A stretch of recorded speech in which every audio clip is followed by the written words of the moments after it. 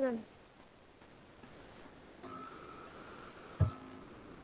हाँ जी, तो मॉड्यूल सेकंड का फर्स्ट टॉपिक है हमारे पास introduction to technology transfer.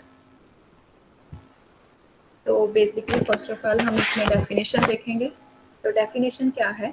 Technology transfer is also called as transfer of technology, मतलब हम इसे ट्रांसफर ऑफ टेक्नोलॉजी बोल सकते हैं। Transfer of technology is defined as a logical procedure that controls the transfer of any process together with its documentation and professional expertise between the development and manufacture or manufacture sites। तो इन्होंने ये बोला है कि इसे हम define करते हैं कि ये कोई भी लॉजिकल प्रोसीजर हो सकता है जो कि कंट्रोल करता है ट्रांसफर करना किसी भी प्रोसेस को। जैसे हमने कोई प्रोसेस बनाया, ठीक है, किसी मतलब जैसे यूनिवर्सिटीज में कोई रिसर्च डिपार्टमेंट पे कोई प्रोसेस बनाता है किसी मेडिसिन के मैन्युफैक्चर करने को, ठीक है, उन्होंने वो प्रोसेस बनाया तो उसे ट्रांसफर करना होता है किसी इंडस्ट्री को। जैसे इंडस्ट्री को दे दिया किसी यूनिवर्सिटी जो कि मैन्युफैक्चरिंग कर सके लार्ज स्केल पर, तो उसके पर ट्रांसफर करना उसके प्रोसेस को टुगेदर विद इट्स डॉक्यूमेंटेशन, उसकी डॉक्यूमेंटेशन के साथ, मतलब जो उस प्रोसेस का जो भी रूल्स हो, जो स्टैंडर्ड सेट किए हुए हो उसके साथ, और प्रोफेशनल एक्सपर्टाइज, मतलब जो भी उसके साथ, मतलब उसे क्या फॉलो करना है, कौन से रूल फॉलो करने हैं, और जो एम्प्लॉयज वगैरह है, ट्रेंड एम्प्लॉयज वगैरह, वो प्रोवाइड करने between the development and manufacture और मैन्युफैक्चर साइड, मतलब डेवलपमेंट फेज से लेकर मैन्युफैक्चरिंग फेज तक सारा, ठीक है। तो उसके बाद है हमारे पास technology transfer refers to the process of successful progress from drug discovery to product development, clinical trials, and ultimately full-scale commercialization। तो हम टेक्नोलॉजी ट्रांसफर को ऐसे भी बोल सकते हैं कि ये हमारे पास एक सक्सेसफुल प्रोग्राम है, प्रोग्रेस है, जो कि ड्रग डिस्कवरी से लेकर ड्रग डेवलपमेंट तक, जिसके बीच में क्लिनिकल ट्रायल्स जो होती हैं उनका सारा रिकॉर्ड, और फुल स्केल कमर्शलाइजेशन, जैसे मार्केट में जब ड्रग आती है तब तक सारा जो प्रोसेस होता है उसे हम टेक्नोलॉजी ट्रांसफर बोल सकते हैं, ठीक है।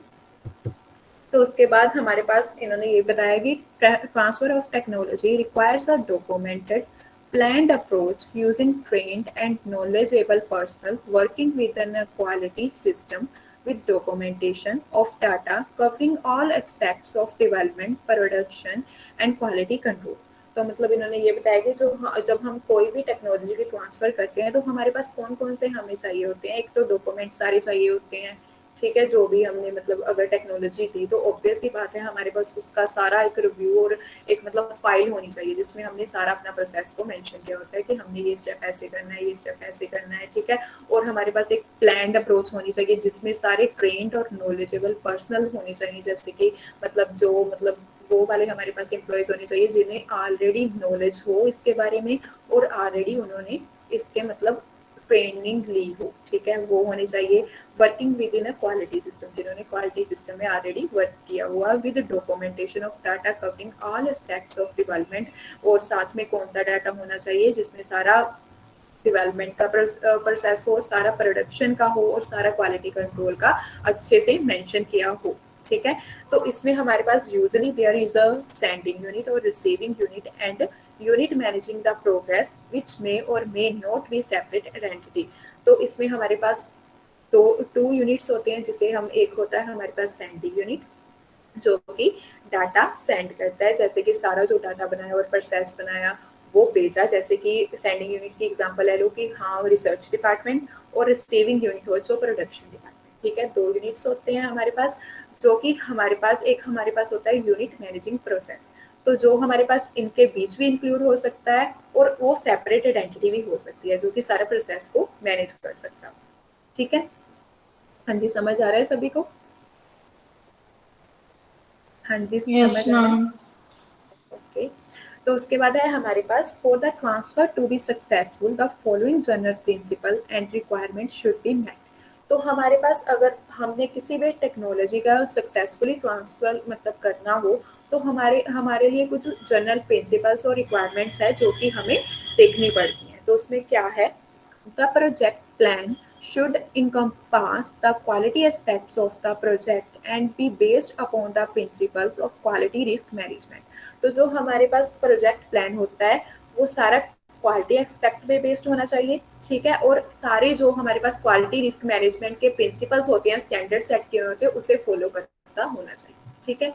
सेकेंड है हमारे पास the capabilities of the sending unit and at the receiving unit should be similar but not necessarily identical facilities and equipment should be operate according to the similar operating principles. तो हमारे पास जो sending unit और receiving units में जो भी employees हो, जो भी मतलब काम करते हो, वर्कर्स हो, तो उनके पास सारे हमारे पास आइडेंटिकल फैसिलिटीज और इक्विपमेंट्स होने चाहिए अच्छे से, और वो सेम ही प्रोसीजर फॉलो करे जो हमारे पास ऑपरेटिंग प्रिंसिपल्स के अकॉर्डिंग हो, ठीक है।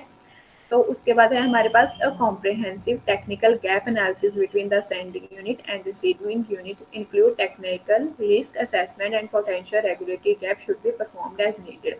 तो हमने जो भी हमारे पास जो गैप होता है सेंडिंग यूनिट और रिसीविंग यूनिट का, मतलब वो होना चाहिए, मतलब अगर कोई हमारे पास रिस्क आ जाए, मतलब समटाइम्स ऐसे सेंडिंग यूनिट में अलग मतलब कोई भी रिस्क आ जाए, तो उसकी अच्छे से असेसमेंट हो और हम उसे परफॉर्म, मतलब अगर हमारे पास लाइक एग्जाम्पल हम ले लेते हैं, जैसे कि सेंडिंग यूनिट में कोई प्रॉब्लम आ गई, ठीक है, तो उसकी अच्छे से असेसमेंट होनी चाहिए कि हाँ मतलब ये अगर हमारे पास प्रॉब्लम आई है तो हम इसे कैसे इम्प्रूव कर सकते हैं, ठीक है। तो उसके बाद है हमारे पास adequately trained staff should be available और should be trained for both SU and RU, मतलब हमारे पास जो ट्रेन स्टाफ होना चाहिए दोनों के लिए, सेंडिंग यूनिट में भी और रिसीविंग यूनिट में भी, ठीक है। There should be effective progress and product knowledge transfer. तो हमारे पास जो भी हमारे पास प्रोसेस है जिसके द्वारा हमने कोई भी प्रोडक्ट की मैन्युफैक्चरिंग करनी है वो इफेक्टिव होना चाहिए और प्रोडक्ट की नॉलेज भी अच्छे से ट्रांसफर होनी चाहिए, ठीक है। तो उसके बाद है हमारे पास प्रोसेस है टेक्नोलॉजी ट्रांसफर, मतलब कौन सा प्रोसेस है, एक मतलब हमारे पास ऐसे फ्लो चार्ट के फॉर्म में गिवन है। तो इसमें क्या क्या आते हैं हमारे पास, पहले तो प्रमोशन, ठीक है, प्रमोशन करनी होती है, अपना जो भी हमने प्लान बनाया उसके प्रमोट किया उसको भी, हाँ हमने ये प्लान बनाया कि जो हमारे पास जो इंडस्ट्रीज वगैरह है जो मैन्युफैक्चरिंग करती है वो उसे मतलब उसके बारे में अवेयर हो कि हाँ है। तो उसके बाद इनोवेशन होती है, मतलब इनोवेशन मतलब देखते हैं कि हाँ मतलब ये हमारे लिए प्रोसीजर है, ये जो मतलब हमारे पास टेक्नोलॉजी ट्रांसफर का एक प्रोसेस है वो मतलब ठीक है, उसकी इनोवेशन उन्हें थोड़ा मतलब उसे मॉडिफाई कर देते हैं। उसके बाद रिसर्च एंड डेवलपमेंट होती है, उसके बाद इंफॉर्मेशन होती है, असेसमेंट करते हैं उसकी, फिर उस पर इन्वेस्टमेंट करते हैं, जैसे रिसर्च एंड डेवलपमेंट डिपार्टमेंट में गया वो हमारा, ठीक है, तो उन्होंने उसकी इन्फॉर्मेशन गैदर की और सारी असेसमेंट की कि हाँ अगर ये हम प्रोसेस यूज़ करते हैं या अप्लाई करते हैं किसी भी प्रोडक्ट की मैन्युफैक्चरिंग पर तो हमें क्या बेनिफिट आए, क्या नहीं बेनिफिट आ रहा है या नहीं, तो सारी असेसमेंट होगी। उसके बाद उस पर इन्वेस्टमेंट करते हैं कि हाँ अगर ये हमारे लिए यूजफुल है प्रोसेस, अगर हम इस पर अपनी इन्वेस्टमेंट करेंगे, कैपिटल मतलब अपना कैपिटल इन्वेस्टमेंट करेंगे तो हमारे पास ये प्रोडक्ट अच्छे से बन के आएगा। तो इन्वेस्टमेंट हो गई तो प्रोडक्ट की सारी मैन्युफैक्चरिंग हो गई, तो उसके बाद उसे कमर्शियलाइजेशन, मतलब उसकी कमर्शियलाइजेशन जैसे एड्स के थ्रू उसे मतलब फिर बेचते हैं और मार्केट में लाते हैं, ठीक है। ये हमारे पास प्रोसेस है टेक्नोलॉजी ट्रांसफर का। तो उसके बाद है हमारे पास कुछ रीजंस हैं कि हम टेक्नोलॉजी ट्रांसफर क्यों करते हैं ये प्रोसेस, ठीक है। तो ये हमारे पास कैसे आया, तो following are the some reasons which leads to the transfer of technology from sending unit to receiving units. तो उसमें क्या है, क्यों करते हैं हम ये, पहले तो है due to lack of manufacturing capacity. तो पहले था जैसे अब अगर हमने कोई भी मैन्युफैक्चरिंग की सिंपल की, कोई मतलब टेक्नोलॉजी ट्रांसफर वगैरह नहीं किया, तो उसके मतलब उसकी वजह से हमारे पास समटाइम्स मैन्युफैक्चरिंग कैपेबिलिटी इतनी मतलब नहीं होती थी, तो लैक हो जाता था, ठीक है, ज़्यादा मतलब नहीं प्रोडक्ट बन के आता था बाहर, ठीक है। तो इसीलिए हमने टेक्नोलॉजी ट्रांसफर का कंसेप्ट लिया। उसके बाद है हमारे पास due to lack of resources to launch product commercially, ठीक है। तो कमर्शियली किसी भी प्रोडक्ट को लॉन्च के लिए हमारे पास रिसोर्सेज नहीं होते थे, तो इसीलिए हमारे पास टेक्नोलॉजी ट्रांसफर का आया मतलब। उसके बाद है due to lack of marketing distribution and distribution capacity, and उसके बाद है हमारे पास forming alliances with partners. Fifth one है forming alliances with partners and manufacturing capability, and sixth is forming alliances with the partner with marketing and distribution capability, and seventh one is exploitation in different fields of application, ठीक है। इसकी वजह से हमने जो अपना technology transfer का system है जो हमारे पास एग्जिस्टेंस में आया। तो उसके बाद हमारे पास कुछ स्टेप्स हैं कि हम जब भी टेक्नोलॉजी ट्रांसफ़र करते हैं तो कौन कौन से स्टेप्स आते हैं। तो हमारे पास 4 बेसिक स्टेप्स हैं जिसमें जो कि इन्वॉल्व होते हैं टेक्नोलॉजी ट्रांसफ़र में, जैसे कि आपको इस फ्लो चार्ट की फॉर्म में गिवन है। जैसे कि फर्स्ट स्टेप है हमारे पास development of technology by R&D, मतलब हमारे पास जो रिसर्च फेज में क्या होता है, जो टेक्नोलॉजी हमारे पास आई है उसकी डेवलपमेंट होती है अच्छे से, किसके द्वारा, रिसर्च एंड डेवलपमेंट डिपार्टमेंट के द्वारा, जिसे हम रिसर्च फेज बोल सकते हैं, ठीक है। उसके बाद सेकंड स्टेप में हमारे पास क्या है, सेकंड फेज में technology transfer from R&D to production, मतलब जो हमारे पास फिर मतलब सारी डेवलपमेंट हो गई टेक्नोलॉजी की, ठीक है, रिसर्च एंड डेवलपमेंट डिपार्टमेंट के द्वारा। तो उसके बाद सेकंड स्टेप हमारे पास है कि वो जो हमारे पास डेवलपमेंट हुई है उस टेक्नोलॉजी को ट्रांसफर करना from research and development department से प्रोडक्शन में, ठीक है।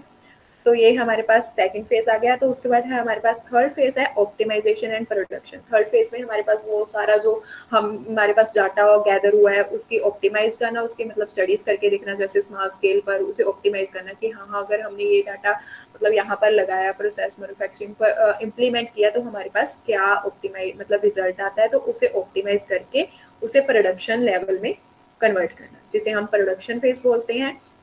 तो लास्ट वन है हमारे पास टेक्नोलॉजी ट्रांसफर डॉक्यूमेंटेशन। ऑब्वियस ही बात है, अगर हमारे पास रिसर्च एंड डेवलपमेंट डिपार्टमेंट से टेक्नोलॉजी ट्रांसफर प्रोडक्शन में आ गया, तो प्रोडक्शन के बाद हमने वो सारा जो भी हमारा डाटा है, सारा प्रोसेस है, उसकी अच्छे से डॉक्यूमेंटेशन हम करते हैं लास्ट फेज में, ठीक है।